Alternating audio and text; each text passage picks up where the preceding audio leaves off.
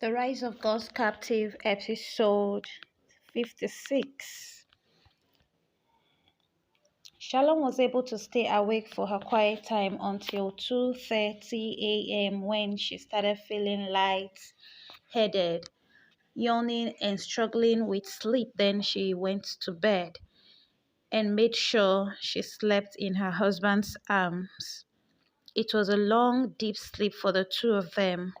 They slept till some minutes to 7 a.m. and Splendor even had to wake up before them and started disturbing her mother. And that was when the both woke up fully.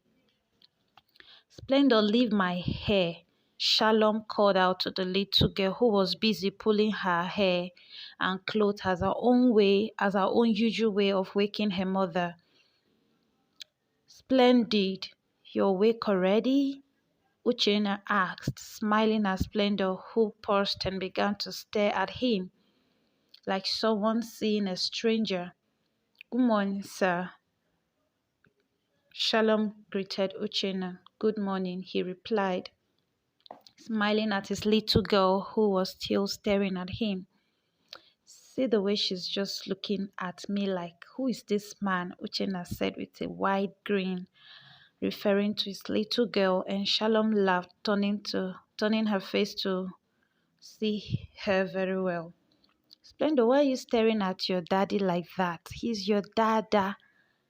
Oh, come on, say good morning, daddy, Shalom said, pulling the little girl to the middle to face her father.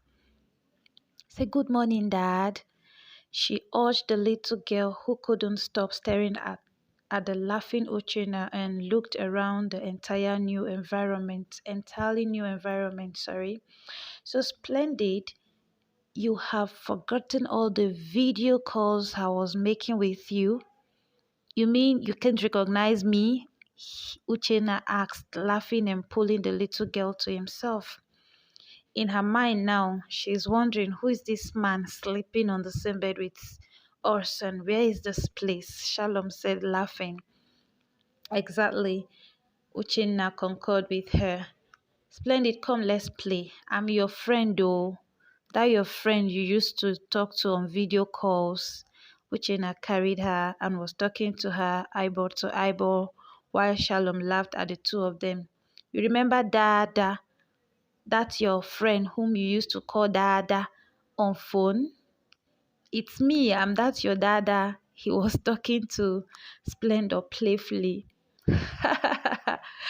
It's the introduction for me. Shalom laughed heartily at the drama. It's like she doesn't refuse strangers from carrying her, right? Uchenna asked Shalom. Yeah, she doesn't refuse people carrying her. She confirmed it. She must have taken that from me. I was like that as a child too, he commented. So it's me who was refusing people carrying me, right? Shalom asked, rolling her eyes at him with a warm smile. It's possible now, he replied with a warm smile too. It's well, you people should continue with your introduction. Let me go to the kitchen, she told them, sitting up from the bed. Best, what would you like to eat this morning? She asked him. Anything, he replied, busy with Splendor whom he was tickling to laugh. Anything like, or would you like to eat rice? She asked him. Okay, it's fine, he replied, enjoying his play with Splendor, who was now laughing and getting along with him. Okay, she said, then left him and the little girl to get along with each other as they played on the bed. Coming downstairs, she met the boys cleaning and mopping everywhere while Janet was in the kitchen, warming up the food in the kitchen, and she hailed all of them for jobs well done, then took over the kitchen to arrange what she would serve her husband and also prepared Splendor's food. When she entered inside the bedroom, neither Uchenna nor Splendor was in the bedroom, and she started looking around, and that was the time she had the opportunity to take a proper look at the entire bedroom with everything in it, because she couldn't look around very well last night to avoid embarrassing herself and looking like a village woman in his eyes. For 5 to 10 minutes, she was moving around in the room, touching the curtains and other foreign materials used in beautifying the room. As she fed her eyes, then suddenly the door opened and she quickly adjusted herself, pretending to be looking for something. Here you are. We're looking for you, Uchenna, who was carrying Splendor in a brand new remote control baby car, said. My baby is crying. I guess she's hungry, he added. I came inside and didn't see the two of you. Your food is set, she replied Uchenna before admiring the baby car. Wow, splendid. Your daddy bought a car for you? It's beautiful and I'm jealous, she said, admiring the car. But Splendor, who was very hungry, started crying and she had to carry her out of the car. Sorry, stop crying.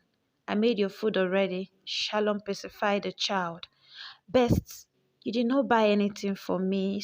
It's only your baby you bought something for. It's not fair. Oh. Shalom told Uchenna jokingly and he just smiled without saying anything, opening the food on the table. She served Uchenna his food in a plate, then sat down to feed Splendor the baby food she made. Aren't you eating? Uchenna asked her. No, I'm not eating yet, she replied. Why? He asked to know. I'm fasting, she replied. Today's my fasting day, she added. Then he heaved a sigh and began to eat his food. How's your mom? He asked after some minutes. She's fine, I believe, she replied. That's even true. She was calling me last night when we were on our way to the other house, but I couldn't take her calls, Shalom added casually. Okay, he said, eating his food, and it wasn't up to 5 minutes. Shalom's phone started ringing, and it was her mother calling. Oh, my mother, she said, then sighed. I'll call her later. Splendor, stop that and open your mouth. She shifted the attention from the phone to Splendor, and when the phone finished ringing, she softly set it on flight mode. When Splendor and her father were done eating, she cleared the table, then took the baby downstairs, bathed and clothed her, then left her with Janet to stay with her while she returned to the room to join her husband. Best, I've really missed you and I want us to spend time together alone, she told Uchenna and turned and looked at her. He turned and looked at her. Okay, he said. Let's go and take our baths together. Then we will come back to the bed. I've missed bathing with you, she said, grinning as she drew him on the hand. I'm going to bathe you by myself. You know you're my first baby, Shalom told him, laughing as he climbed down to follow her. Wait first, she said, removing her clothes, and in a split of a second, she was already standing naked before him, smiling seductively. The end of episode 56. Please don't forget to subscribe. Hit the notification button so whenever I drop the next episode, you'll be notified on your phone. God bless you for your continual support.